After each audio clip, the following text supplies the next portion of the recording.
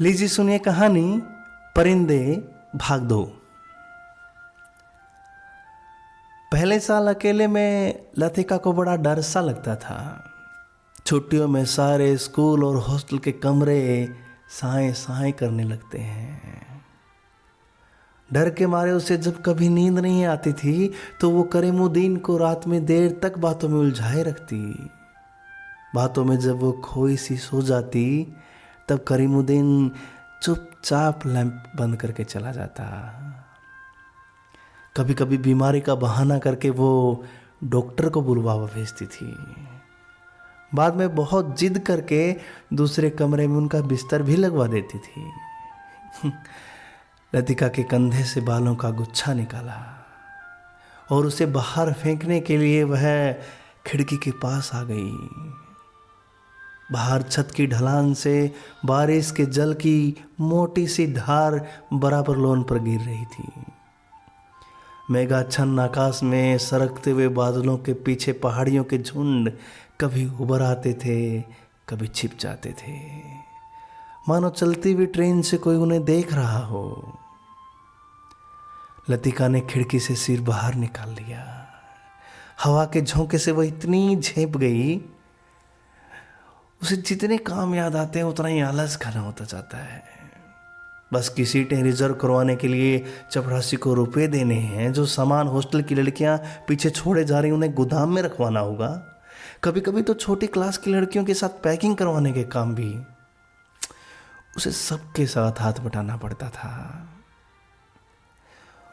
वो इन कामों से उबती नहीं थी। धीरे धीरे सब निपटते जाते हैं। कोई गलती इधर उधर रह जाती सो बाद में सुधर जाती। हर काम में किचकिच रहती है, परेशानी और दिक्कत होती है, किंतु देर सवेर इससे छुटकारा मिल ही तो जाता है। किंतु जब लड़कियों की आखिरी बस चली जाती है तब मन उचाट सा हो जाता है। खाली कॉरिडोर में घूमती हुई वो कभी इस कमरे में जाती है, कभी उस कमरे में। वह नहीं जान पाती कि अपने आप से क्या करे। दिल कुछ भी करने को नहीं करता, कहीं भी नहीं ठहरता, हमेशा भटका भटका सा रहता है। इसके बावजूद जब कोई उसे सहज भाव से पूछ बैठता, मिस लतिका छुट्टी में आप घर नहीं जा रही, तब वो क्या कहे? Ding dong ding, special service के लिए स्कूल चैपल के घंटे बजने लगे। लतिका ने अपना सिर खिड़की के भीतर कर लिया। उसने झटपट साड़ी उतारी और पेटीकोट में ही कंधे पर तौलिया डाले गुसल खाने में घुस गई। Left right left, left right left. Cantonment जाने वाली पक्की सड़क पर 4-4 की पंक्ति में कुमाऊं रेजिमेंट के सिपाहियों की एक टुकड़ी जा रही थी। फौजी बूटों की बाहरी खुरदरी आवाज़ें स्कूल चैपल की दीवारों से टकरा करके प्रेयर हॉल के भीतर गूंज रही थी। Blessed are the meek. Father एलमंड एक एक शब्द को चबाते हुए खंखारते स्वर में सरमन ऑफ द माउंट पढ़ रहे थे। ईसा मसीह की मूर्ति के नीचे कैंडलब्रियम के दोनों ओर मोमबत्तियां जल रही थी, जिनका प्रकाश आगे बेंचों पर बैठी हुई लड़कियों पर पड़ रहा था। पिछली लाइन की बेंचें अंधेरे में डूबी हुई थी, जहां लड़कियां प्रार्थना की मुद्रा में बैठी हुई सिर झुकाए एक दूसरे से घुसर फुसर कर रही थी। मिस वुड स्कूल सीजन के सफलतापूर्वक समाप्त हो जाने पर विद्यार्थियों और स्टाफ सदस्यों को बधाई का भाषण दे चुकी थी और अब फादर के पीछे बैठी हुई अपने में ही बुड़बुड़ा रही थी, मानो धीरे धीरे फादर को प्रॉम्प्ट कर रही हो। आमीन। फादर एलमंड ने बाइबल मेज पर रख दी और प्रेयर बुक उठा ली। हॉल की खामोशी क्षण भर के लिए टूट गई। लड़कियों ने खड़े होते हुए जानबूझकर बेंचों को पीछे धकेला। बेंचें फर्श पर रगड़ खाकर सीटी बजाती हुई पीछे खिसक गई। हॉल के कोने से हंसी फूट पड़ी। मिस वुड का चेहरा तन गया, माथे पर भ्रिकुटियां चढ़ गई, फिर अचानक निस्तब्धता छा गई। हॉल के उस घुटे हुए धुंधलके में फादर का तीखा फटा हुआ स्वर सुनाई देने लगा। Jesus said, I am the light of world, he that followed me shall not walk in darkness but shall have the light of life। Doctor Mukherjee ने ऊब और उकहाट में भारी जमाई ली। कब ये किस्सा खत्म होगा? उसने इतने ऊंचे स्वर में लतिका से पूछा। वह सकुचाकर दूसरी ओर देखने लगी। स्पेशल सर्विस के समय डॉक्टर मुखर्जी के होठों पर व्यंग्यात्मक मुस्कान खेलती रही और वह धीरे धीरे अपनी मूंछों को खींचता रहता। फादर एलिमेंट की वेशभूषा से लतिका के दिल में गुदगुदी सी दौड़ गई। जब वह छोटी थी तो अक्सर यह बात सोचकर विस्मित हुआ करती थी, क्या पादरी लोग सफ़ेद चोगे के नीचे कुछ नहीं पहनते? अगर धोखे से वो उठ जाए तो? Left right left, left right left, left right left. March करते हुए फौजी बूट चैपल से दूर होते जा रहे थे। केवल उनकी गूंज हवा में शेष रह गई थी। हिम नंबर 117 है, फादर ने प्रार्थना पुस्तक खोलते हुए कहा। हॉल में प्रत्येक लड़की ने डेस्क पर रखी हुई हिम बुक खोल ली। पन्नों के उलटने की खड़खड़ाहट से फिसलती हुई एक दूसरे से दूसरे सिरे तक फैल गई। आगे की बेंच से उठकर ह्यूबर्ट पियानो के सामने स्टूल पर बैठ गया। संगीत शिक्षक होने के कारण हर साल स्पेशल सर्विस के अवसर पर उसे कोयर के संग पियानो बजाना पड़ता था। ह्यूबर्ट ने अपने रुमाल से नाक साफ की। अपनी घबराहट छिपाने के लिए ह्यूबर्ट हमेशा ऐसा ही तो किया करता था। कनखियों से हॉल की ओर देखते हुए अपने कांपते हाथों से हिम बुक खोली। Lead kindly light. पियानो के सुर दबे, झिझकते से मिलने लगे। घने बालों से ढकी ह्यूबर्ट की लंबी पीली उंगलियां खुलने सिमटने लगी। कोयर में गाने वाली लड़कियों के स्वर एक दूसरे से गूंथकर कोमल और स्निग्ध लहरों में बिंध गए। लतिका को लगा उसका जूड़ा ढीला पड़ गया है, मानो गर्दन के नीचे झूल रहा है। मिस वुड की आंख बचाकर लतिका ने चुपचाप बालों में लगे क्लिप को कसकर खींच लिया। बड़ा छक्की आदमी है, सुबह में ह्यूबर्ट को यहां आने से मना किया था, फिर भी चला आया, डॉक्टर ने कहा। लतिका को करीमुद्दीन की बात याद हो आई। रात भर ह्यूबर्ट को खांसी का दौरा पड़ा था, कल जाने के लिए कह रहा था। लतिका ने सिर टेढ़ा करके ह्यूबर्ट के चेहरे की एक झलक पाने की विफल चेष्टा की। इतने पीछे से कुछ भी देख पाना असंभव था। पियानो पर झुका हुआ केवल ह्यूबर्ट का सिर दिखाई देता था। Lead kindly light. संगीत के सुर मानो एक ऊंची पहाड़ी पर चढ़कर हाँफती हुई सांसों को आकाश की आबाद शून्यता में बिखेरते हुए नीचे उतर रहे हैं। बारिश की मुलायम धूप चैपल के लंबे चौकोर शीशों पर झलमला रही है, जिसकी एक महीन चमकीली रेखा ईसा मसीह की प्रतिमा पर तिरछी होकर गिर रही है। मोमबत्तियों का धुआं धूप में नीली सी लकीर खींचता हुआ हवा में तिरने लगा है। पियानो के क्षणिक पोज में लतिका को पत्तों का परिचित मरमर कहीं दूर अनजानी दिशा से आता हुआ सुनाई दे जाता है। एक क्षण के लिए एक भ्रम होता है कि चैपल का फीका सा अंधेरा उस छोटे से प्रेयर हॉल के चारों कोनों से सिमटता हुआ उसके आसपास घिर आया है, मानो कोई उसकी आंखों पर पट्टी बांधकर उसे यहां तक ले आया हो और अचानक उसकी आंखें खोल दी हों। उसे लगा कि जैसे मोमबत्तियों के धूमिल आलोक में कुछ भी ठोस वास्तविक ना रहा हो। चैपल की छत, दीवारें, डेस्क पर रखा हुआ डॉक्टर का सुघड़ सुडौल हाथ और पियानो के सुर अतीत की धुंध को भेदते हुए स्वयं उस धुंध का भाग बनते जा रहे हों।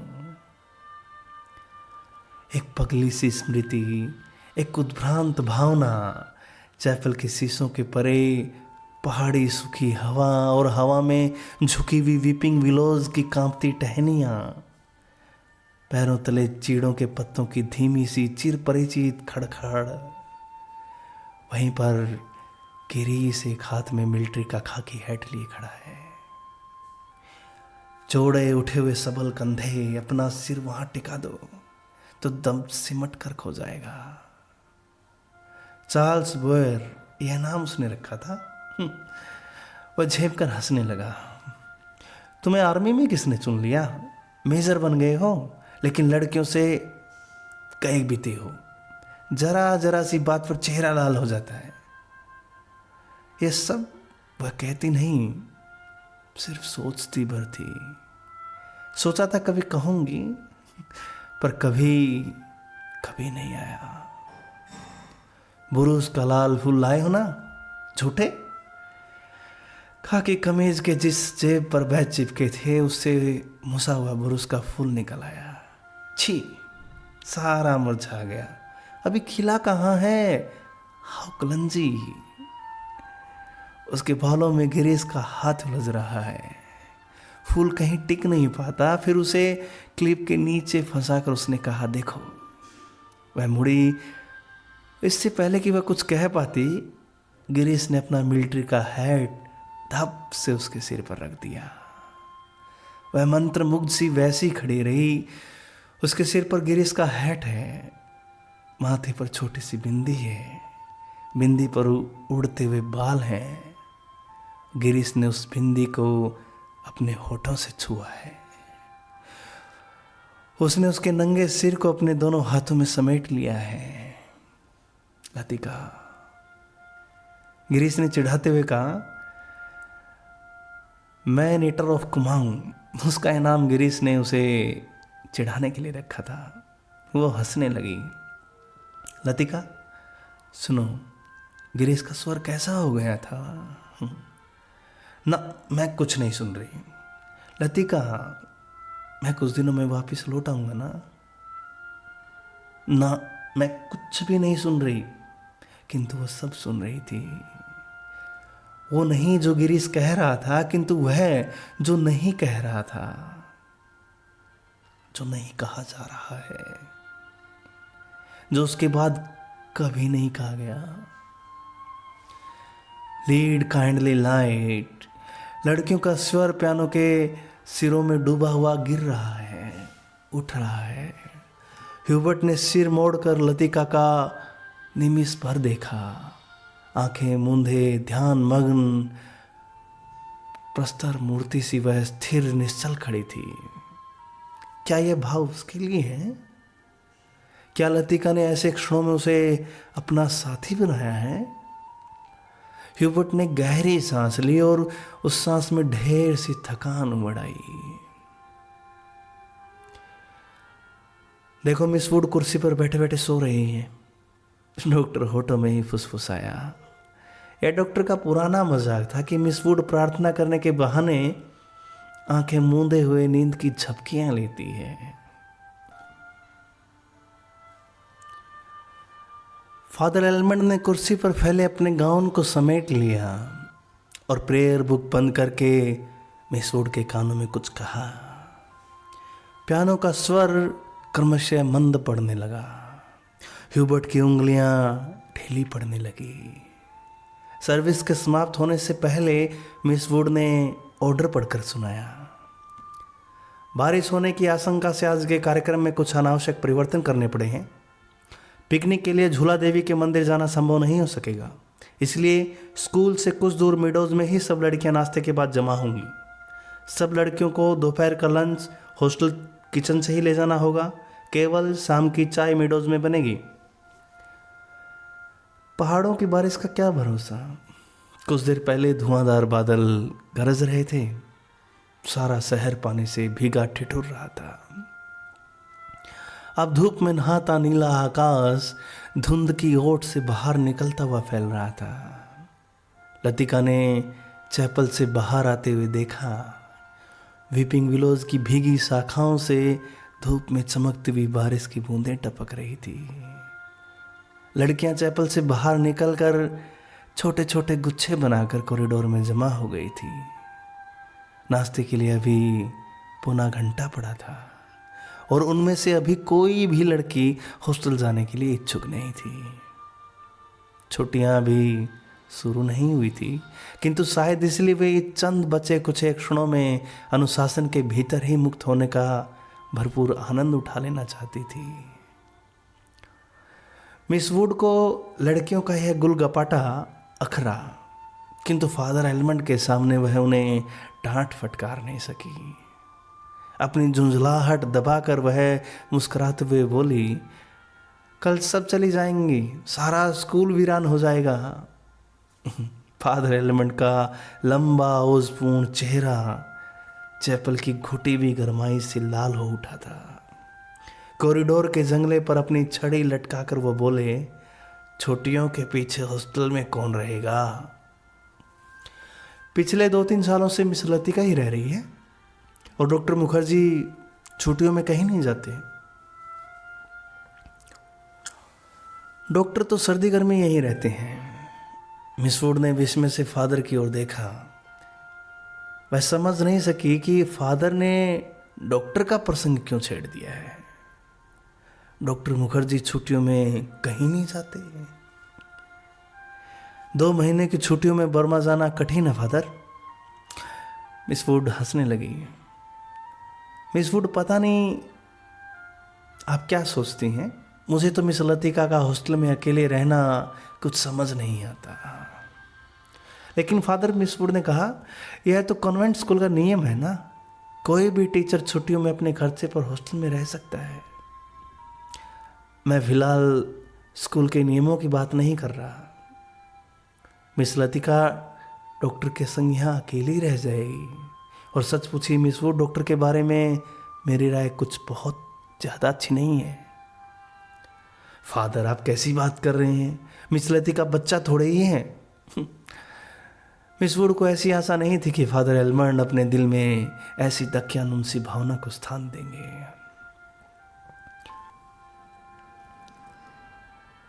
फादर एलमंड कुछ हतप्रभ से हो गए। बात पलटते हुए बोले, मिस वुड, मेरा मतलब ये नहीं था। आप तो जानती हैं मिस लतिका और उस मिलिट्री अफसर को लेकर एक अच्छा खासा स्कैंडल बन गया था। स्कूल की बदनामी होने में क्या देर लगती है? वो बेचारा नहीं रहा फादर, मैं उसे जानती थी। ईश्वर उसकी आत्मा को शांति दे। मिस वुड ने धीरे से अपनी दोनों बाहों से क्रॉस किया। फादर एलमंड को मिस वुड की मूर्खता पर इतना अधिक क्षोभ हुआ कि उनसे आगे कुछ नहीं बोला गया। डॉक्टर मुखर्जी से उनकी कभी नहीं पड़ती थी, इसलिए मिस वुड की आंखों में वो डॉक्टर को नीचा दिखाना चाहते थे। किंतु मिस वुड लतिका का रोना ले बैठी। आगे बात बढ़ाना व्यर्थ था। उन्होंने छड़ी को जंगले से उठाया और ऊपर साफ खुले आकाश को देखते हुए बोले, प्रोग्राम आपने यूं ही बदला मिस वुड, अब क्या बारिश होगी। ह्यूबर्ट जब चैपल से बाहर निकला तो उसकी आंखें चकाचौंध सी हो गई। उसे लगा जैसे किसी ने अचानक ढेर सी चमकीली उबलती हुई रोशनी मुट्ठी में भरकर उसकी आंखों में झेंक दिए। पियानो के संगीत के सुर रुई के छुई मुई रेसों की भांति अब तक उसके मस्तिष्क की थकी मांदी नसों पर फड़फड़ा रहे थे। काफी थक गया था वो। पियानो बजाने से उसके फेफड़ों पर हमेशा भारी दबाव पड़ता है। दिल की धड़कन तेज हो जाती थी। उसे लगता था कि संगीत के एक नोट को दूसरे नोट में उतारने के प्रयत्न में वो एक अंधेरी खाई पार कर रहा है। आज चैपल में मैंने जो महसूस किया वो कितना रहस्यमय, कितना विचित्र था। डॉक्टर ने सोचा, मुझे लगा पियानो का हर नोट चिरंतन खामोशी की अंधेरी खो से निकलकर बाहर फैली हुई नीली धुंध को काटता, तराशता हुआ एक भूला सा अर्थ खींच लाता है।